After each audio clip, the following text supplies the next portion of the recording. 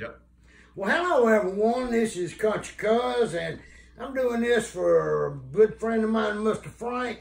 This instrument I'm holding right here is a Kountry Cuz lap steel Delta blues instrument, and it's made out of southern Georgia yellow pine wood, and the fretboard I have made out of poplar wood, and I've inlaid walnut inlays and ebony in it. Also, it's got aluminum extrusion nut and bridge on it, and I've got one volume control knob on it, and this has got open geared pearl knob tuners, and the guitar is a wonderful instrument to play in church or blues with or sing along. Very unusual, and it's number 111 of my entire bills of life, and I'm up to over 400 now. Awesome. So I appreciate Mr. Frank's going to be the new owner of this instrument, and I take it that he's going to take very good care of it.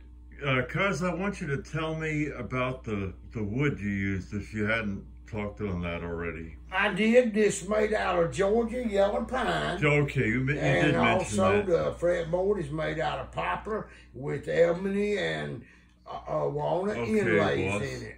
I gotcha, heavy. Now listen, now talk to me on the style. Where did you come, well, who were you listening to back in the day that you developed this style of playing? This is a style that has come out of the Delta blues from the old black people that used to actually tie a guitar strings on the front porch running boards and play them. Holy cow. And use it for a slide, and that's how I come up and developed this. Well, that is really amazing, because, you know, shortly you're going to play something, because I'm getting to think that this ought to be on YouTube. How do you feel about that? That would be wonderful. Facebook too? Yeah, Facebook too. Okay, boss. Tell me more about the history of the music. The music comes out of the Delta blues down in the Mississippi and Louisiana section in the swampland. Yep. And I actually got an album out called Swamp Gravy that y'all can look up on YouTube.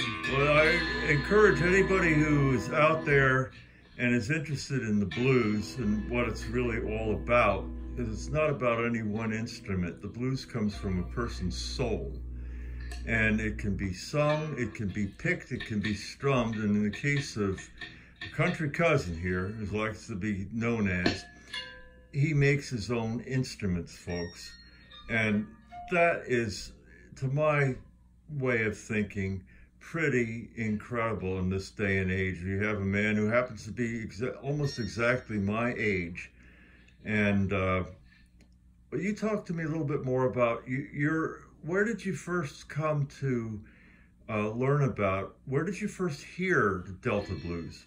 Oh, that comes from a long line. My granddaddy used to love listening to Delta blues style music.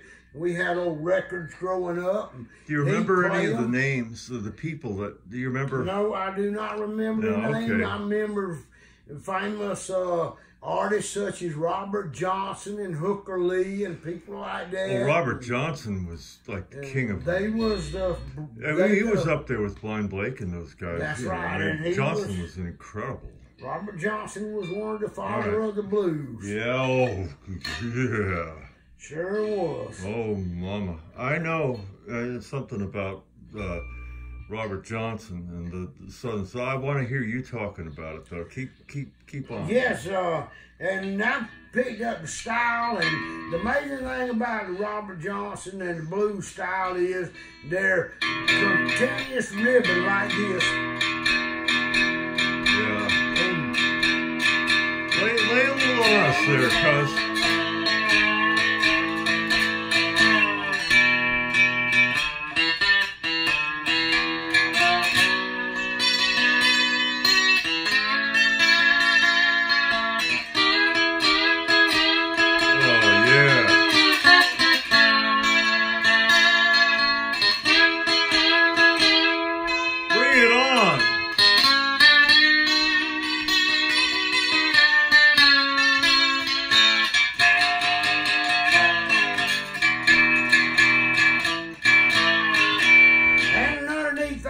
Can be used as a percussion instrument. Oh yeah, because you got it Calls it a PZO Oh, pickup in the yeah, back. PZO. We know about that kind of jazz. Now, how do you... Those guys didn't use the slide that much. I mean, Robert Johnson was a guitar player. He was, and he picked, but also he used a glass bottle on his finger as a slide. And another thing, back in the Delta Blues days, people even played them with a pocket knife that pinched in between their fingers. A pocket knife? A pocket knife. That's one of the first original things. Now, what size of... Because I got me a bunch of these. Yes, something about that size right there. Like And you want me to do it? Actually, don't fold something it back like up. that. You show. Here, you take the knife. You take. Be careful now. It's been handled by Billy Downs, so you know what kind of knife that is. Yeah. Anyway, you close it up and you pinch the knife in your fingers and use the back strap. And let me cut the.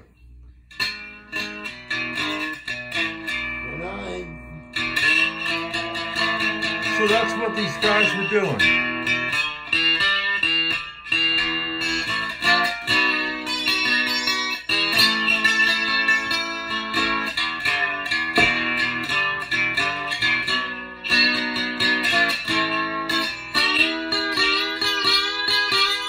Oh, yeah.